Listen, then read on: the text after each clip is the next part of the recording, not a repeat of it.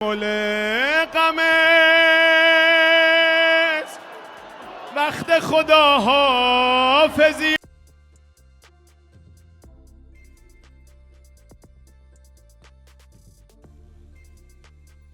تو رضا ڈار نے اپنے 3 دوستوں کے ساتھ مل کے ان کو وہ ڈیفنس کے ایک علاقے میں لے گئے اور وہاں پہ ان کے ساتھ اس نے نہ صرف زیادتی کی اور زیادتی کرنے کے بعد ان کو حبس بیجا میں بھی رکھا. تو یہ رضا ڈار جو ہے اس کا اسحاق ڈار صاحب کے ساتھ کوئی تعلق نہیں ہے، لیکن یہ ایک بزنس کمیونٹی کا بندہ ہے. ایران نے امریکن وفد کے ساتھ ملنے سے انکار کر دیا. آیت اللہ علی خامنائی جو شہید ہو گئے تھے ان کی باقیات انہوں نے سنبھال کے رکھی اور باقاعدہ اب سرکاری طور پہ ان کی نماز جنازہ اور ان کی جو آخری رسومات ہیں ان کا آغاز کر دیا گیا ہے.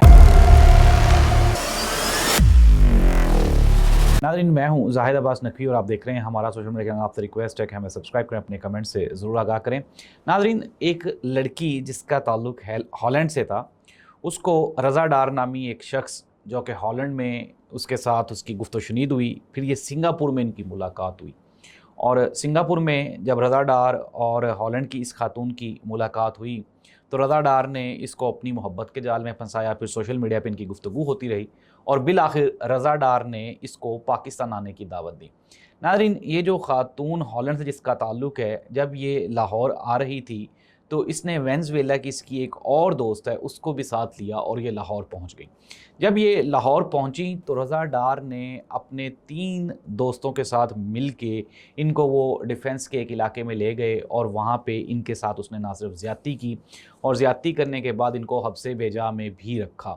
اور حبس بیجا میں رکھنے کے بعد وہ جو لڑکی جو کہ ہالینڈ سے آئی تھی، اس کے والد اس کو بار بار کانٹیکٹ کر رہے تھے لیکن اس کے ساتھ رابطہ نہیں ہو رہا تھا. اس نے عقل مندی کی اور اس نے پاکستان پولیس یعنی پنجاب پولیس 15 جو ایمرجنسی ہیلپ لائن نمبر ہے اس کے اوپر کال کی. جب اس نے کال کی تو یہ جو کال تھی چونکہ ہالینڈ سے آئی تھی اور دیکھتے ہی دیکھتے کھلبلی مچ گئی. ناظرین، D I G operation Lahore Faisal Kamran کی سربراہی میں ایک ٹیم بنی اور انہوں نے محض آدھے گھنٹے کی کارروائی میں نہ صرف ڈیفنس کے اس علاقے سے ان دونوں خواتین کو بازیاب کروا لیا بلکہ 4 ملزمان کو بھی گرفتار کر لیا ہے. ناظرین، ڈیٹیلز کچھ یوں ہیں کہ یہ جو ملزمان علی ڈار ہے، اس کے ساتھ اس کے 3 ساتھی بھی شامل ہیں. انہوں نے نہ صرف ان کے ساتھ زیادتی کی بلکہ ان سے اپروکسیمیٹلی کوئی 41 کروڑ روپیہ جو ڈالرز کی مد میں ان سے تاوان بھی طلب کیا گیا. اب ظاہر سی بات ہے، لالچ بری بلا ہے. ایک تو آپ نے جو غیر ملکی خواتین ہیں ان کے سامنے پاکستان کی جو انسلٹ ہے وہ کروائی اور پاکستان جس طرح سے ایک بیٹر امیج پاکستان کا بن رہا ہے، سافٹ امیج بن رہا ہے، پاکستان کا ٹورزم پوری دنیا میں بہتر ہے، تو اب کیا ہوگا کہ اس طرح کے واقعات سے پاکستان کی جو امیج ہے وہ متاثر ہوتی ہے. لیکن پولیس نے ایک اچھی آپ یہ کہیں کہ پرفارمنس دکھاتے ہوئے نہ صرف ملزمان کو گرفتار کیا بلکہ لڑکیوں کو بھی بازیاب کروا لیا. تو ناظرین، یہ جو سارا انسیڈنٹ ہوا ہے، اب کچھ لوگ یہ کہہ رہے ہیں کہ یہ جو رضا ڈار ہے یہ اسحاق ڈار صاحب کا کوئی قریبی رشتہ دار ہے یا کوئی بڑی شخصیت ہے. انٹل ناؤ ہم نے اپنے سورسز سے پتہ کیا ہے، پنجاب پولیس کے مختلف لوگوں سے رابطہ بھی ہوا ہے، تو یہ رضا ڈار جو ہے اس کا اسحاق ڈار صاحب کے ساتھ کوئی تعلق نہیں ہے، لیکن یہ ایک بزنس کمیونٹی کا بندہ ہے اور اس کے ساتھ جو 3 لوگ اور ملوث ہیں وہ بھی اب انہوں نے یہ موقف اپنایا ہے کہ جی ہم نے یہ جو ہالینڈ کی خاتون ہے اس کے ساتھ بزنس شروع کیا تھا، اس کو پیسے دیے تھے تو یہ ہمارے پیسے دبا کے بیٹھی تھی تو ہم نے اس کو پاکستان بلایا اور اپنے پیسوں کا مطالبہ کیا.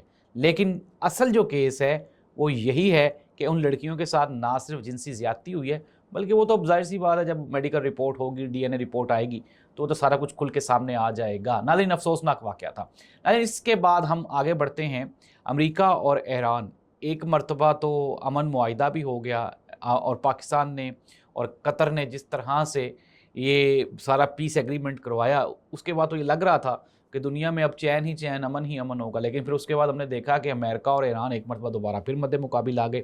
اب لیٹسٹ اپڈیٹس یہ ہیں کہ پاکستان اور قطر نے ایران کے ہائی آفیشلز کے ساتھ ایک مرتبہ دوبارہ پھر رابطہ کیا ہے اور اس چیز پہ اتفاق کیا گیا ہے کہ بات چیت کے سلسلے کو مزید آگے بڑھایا جائے. اور اسی سلسلے میں جو ڈائریکٹ کنورسیشن ہے، ایران نے امریکن وفد کے ساتھ ملنے سے انکار کر دیا، لیکن اس کے ساتھ ہی ساتھ جو میڈیٹرز ہیں وہ مل کے یہ کوشش کر رہے ہیں کہ کسی نہ کسی طرح سے ایران اور امریکہ کے درمیان دوبارہ پھر پیس ایگریمنٹ کے اوپر عمل درآمد کروایا جا سکے۔ ناظرین، ایران مرکز نگاہ ہے آج کل، اور اس کی سب سے بڑی وجہ وہاں پہ ان کے جو روحانی پیشوا آیت اللہ علی خامنائی جو شہید ہو گئے تھے، ان کی باقیات انہوں نے سنبھال کے رکھی، اور باقاعدہ اب سرکاری طور پہ ان کی نماز جنازہ اور ان کی جو آخری رسومات ہیں ان کا آغاز کر دیا گیا ہے۔ اور دنیا بھر کے جو مندوبین ہیں وہ نہ صرف وہاں پہ جا رہے ہیں، علی خامنائی صاحب کو وہ خراج تحسین پیش کر رہے ہیں اور ان کی شہادت کو ایڈمائر کر رہے ہیں۔ امریکہ نے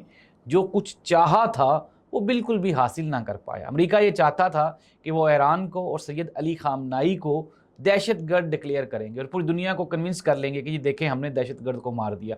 لیکن ناظرین، یہ تو الٹ بات پڑ گئی نا۔ اب تو دنیا کے 80 ممالک سے زیادہ جو ممالک کے مندوبین ہیں وہ تو ٹریبیوٹ پیش کر رہے ہیں وہاں پہ۔ پاکستانی وفد بھی وہاں پہ پہنچ چکا ہے، اور پہلے سلسلے میں پاکستان کی جانب سے جو شیعہ علماء کرام اور جو دوسرے فقہ سے تعلق رکھنے والے علماء کرام ہیں انہوں نے سید علی خامنائی کو خراج تحسین پیش کیا، سلام پیش کیا۔ پاکستان کی جانب سے وزیر اعظم شہباز شریف، اسحاق ڈار سمیت اعلیٰ سطحی وفد وہ بھی علی خامنائی صاحب کے جنازے میں شرکت کے لیے ایران پہنچ چکا ہے۔ بھارت سمیت دنیا بھر سے لوگ وہاں پہ پہنچ رہے ہیں، اور یہ جیت ہے ایران کے اس عزم کی اور ہمت کی جو انہوں نے اپنے سے کئی گنا بڑے دشمن کے ساتھ جنگ کر کے حاصل کی۔ ناظرین، اس دعا کے ساتھ کہ اللہ تعالیٰ ہمیں کسی بھی قدرتی آفت سے محفوظ رکھے، ہمیں اپنی حفظ و ایمان میں رکھے۔ اللہ